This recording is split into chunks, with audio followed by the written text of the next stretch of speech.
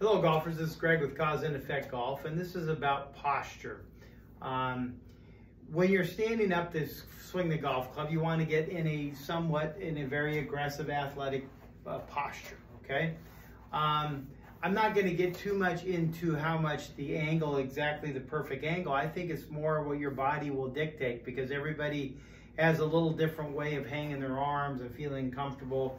You have different tensions going on in your back, if you have lower back, if you have a neck, all the different things. And that's, by the way, that's a little bit how our swing changes from day to day kind of thing. Is like you wake up stiff in the morning, you probably can't stand over the wedge like you could at 3 o'clock in the afternoon kind of thing, right? So you got to be a little careful when you start putting too much on specifically. You got to go with the flow, so to speak. So let's do this here. What I got a big, this is like a 10-pound bar. It's really good. I love it. It's a nice little kind of the weight, so it helps me. I do a number of workout things with that. So again, the stance, remember we are working on the stance different. You have your narrow stance for the shorter clubs, the wider stance for the bigger clubs. But let's just take a normal stance here, like a 7-iron, just maybe a little wider on this one here. Let's just get into the posture. Just understand getting into the posture of, I'd say this would be like again, the 7-iron or something. Okay, so let's do this. Have your legs and just almost tighten your legs or lock, lock your knees. And from here, I want you to bend out over with not bending your knees. Keep your knees locked and come over here like this. Almost to the point like, okay, you see how I'm getting there. All the way there, and now release your knees. There's your posture. That looks pretty good if you can do something like that.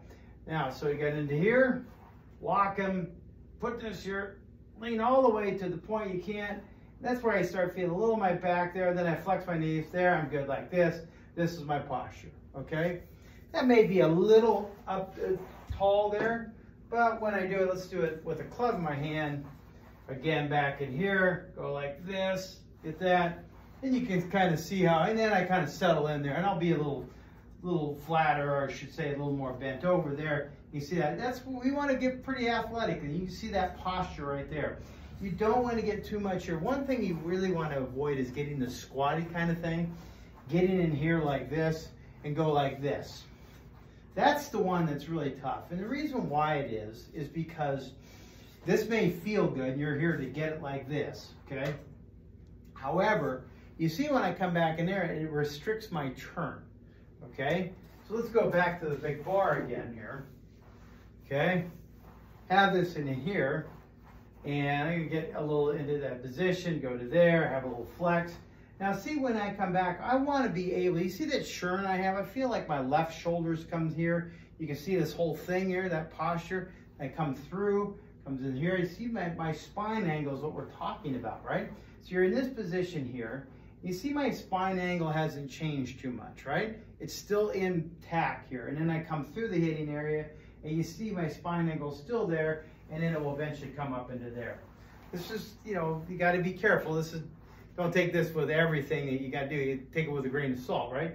But you can see how, now this would explain why a person could hit a wedge or a driver much better than a wedge with a bad back, right? Because here, with a bad back, it's usually in your lower back, mid back or something like that. But if you're standing up in here, I can have a pretty sore back, and you can see I'm still standing up in here pretty good shape, right?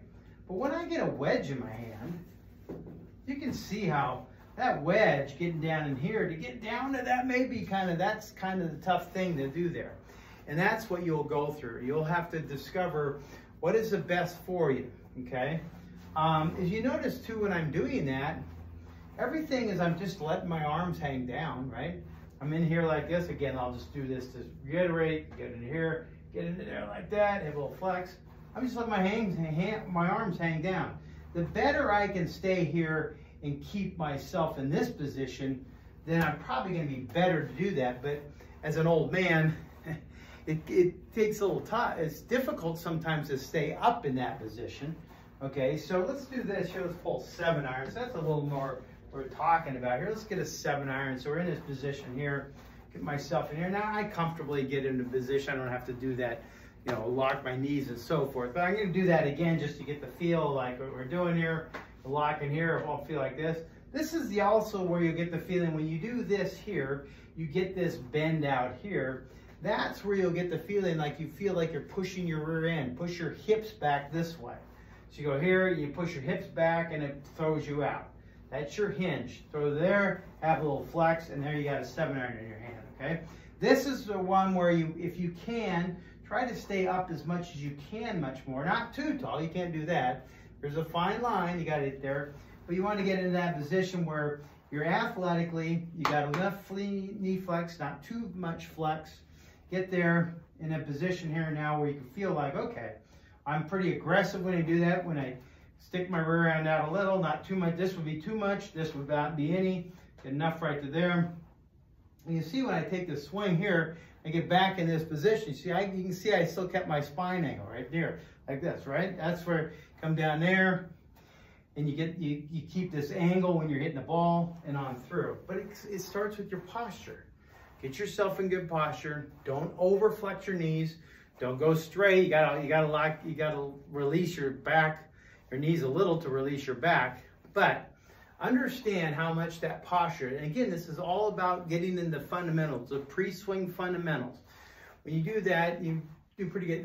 There's also so much you can save the wear and tear on your back if you get some good posture to begin with, okay? Some people, when they'll do this here, will get up into there, in that position. This is really good. There's no question about this. We don't want to make this about a lesson right now. I just want you to get in this position, but you'll get in that position there and you're in there like this.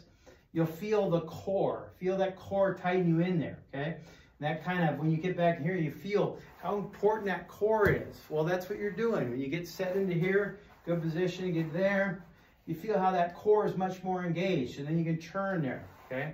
So we don't underestimate the posture. Posture is really good. In fact, it goes back to some of my lessons. I give them, it's how many times I work on literally their grip, stance, aim, posture, and the posture is a big part of it. In other words, you can see a guy like this versus a person up like this, okay? Those are two different things. It changes your spine angle, and then you can see how you hit through the ball and all the different things. So keep in mind, your posture is pretty important. So, all right, see you on the golf course.